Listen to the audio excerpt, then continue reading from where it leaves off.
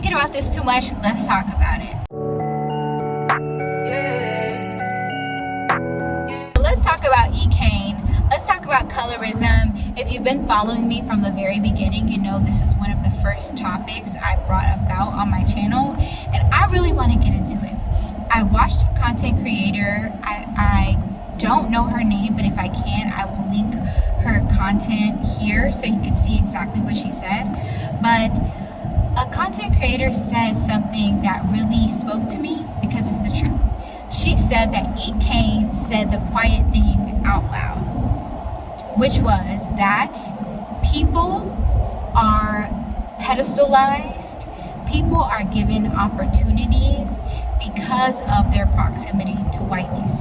So yes, E-Kane's statement about how she is light-skinned, so dark-skinned women can never reach the heights that she can, whatever, that is not true, but in a certain sense, it is kind of true.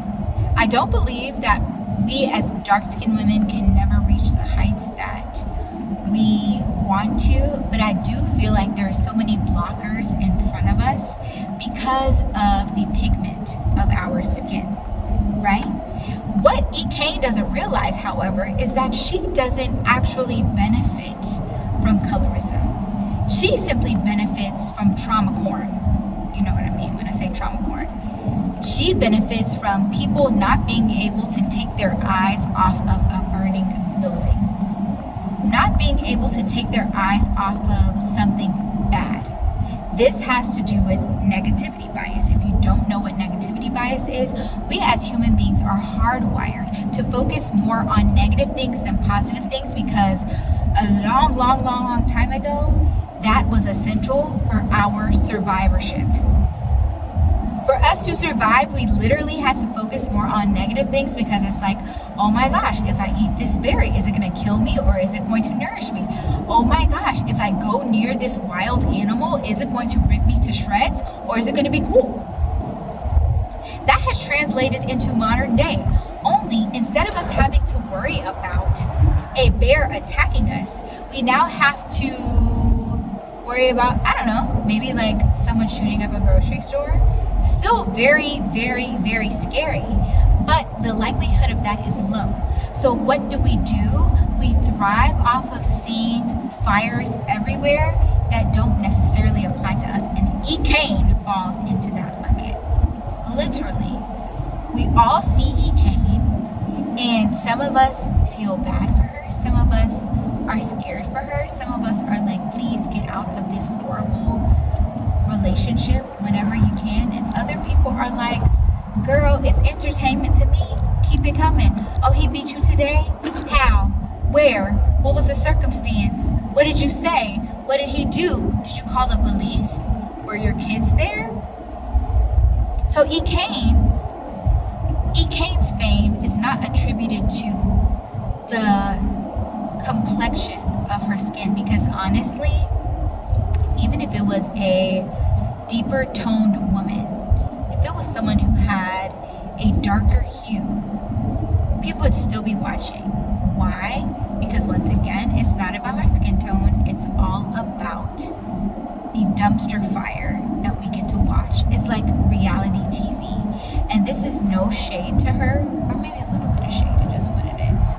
You know, I genuinely do hope she can get out of that situation. I genuinely do hope she can do the necessary healing so that she can get out of that, and so that she can see herself and see the part she's played and see how this is not beneficial for her and her children. But at the same time, let's just call a spade, babes. You're not famous because you're doing anything immaculate. You're not famous because you are a light-skinned woman.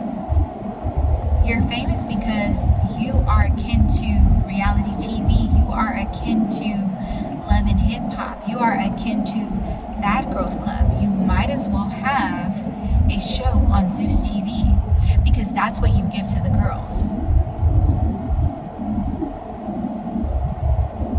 But let's unpack it a little further. Once again, there was a creator who said that E-Kane said the quiet thing out loud. And I just want us to see and understand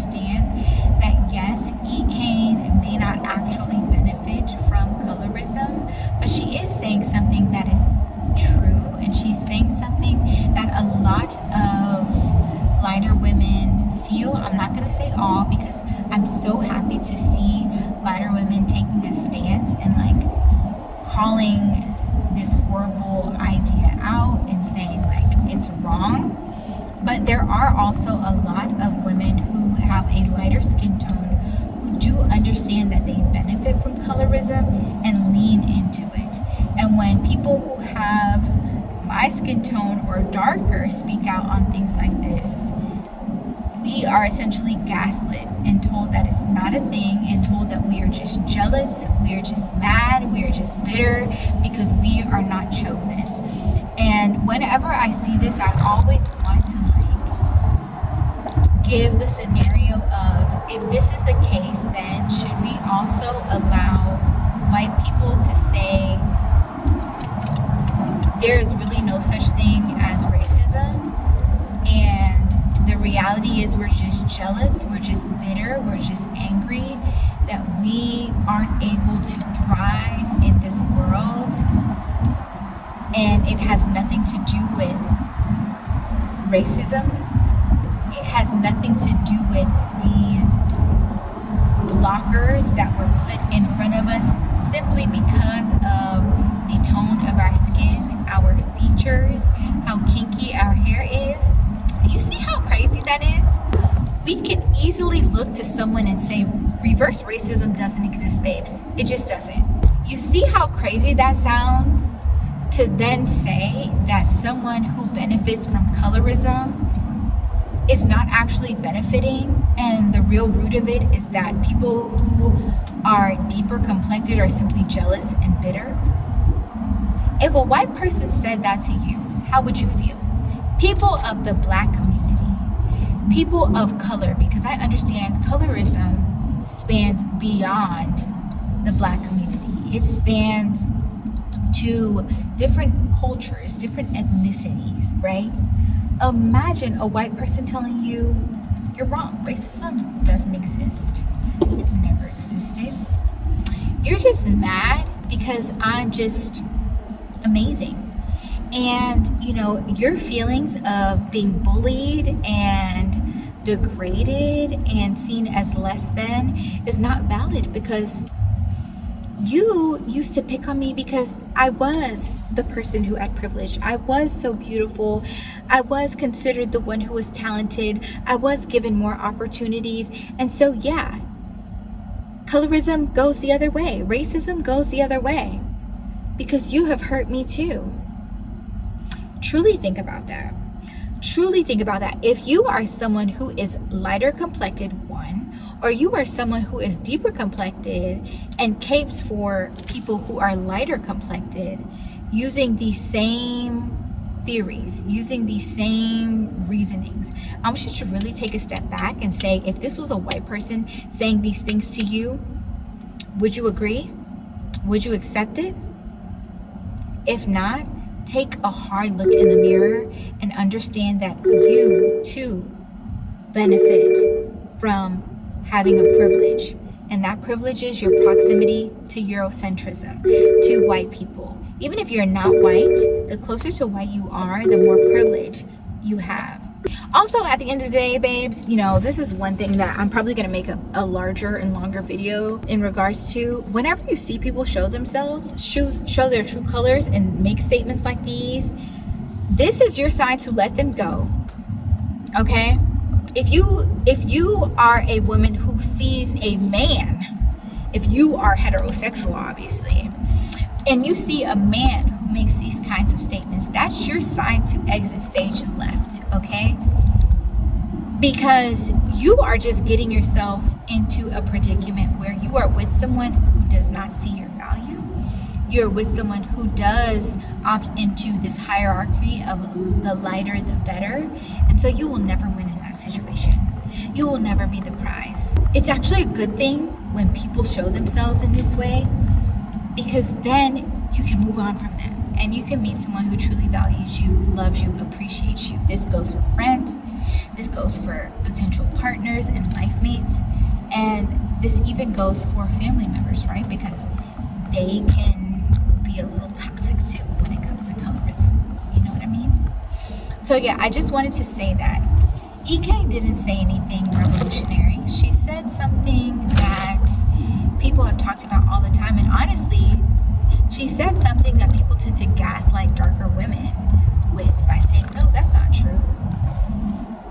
Light-skinned women don't benefit from the tone of their skin. And some people are arguing that EK isn't actually light-skinned. You know, I think depending on where you grew up, she would be considered light-skinned, and in other areas she may not, you know. And that's another conversation about how racial ambiguity has also shifted what is considered light skin, brown skin, dark skin, whatever the case may be. It's all made up at the end of the day. But I say all of this to say, I think it's important that we acknowledge colorism, and we acknowledge that it is the baby sister or brother of racism. And if we can call out racism, we should also be able to call out colorism. Okay? So EK, you live your best life with the people who support you. But I know that people who are self-aware, people who have done the work, people who aren't phased and brainwashed into thinking your complexion equates to your value, I know that they won't be supporting. Okay? I honestly don't know why your shit comes on my timeline. Honestly. I don't follow you. But I know about you. It's like TikTok forces you down our throats. Babes, it's not because of light skin privilege. It's literally because it can't look away from the trauma. So yeah, I hope you're blessed. I hope you get some healing. I hope one day you're able to see the error in your ways. But until then, blessings to you. And blessings to the rest of you guys. I hope you're having an amazing day, and I will see you in the next one.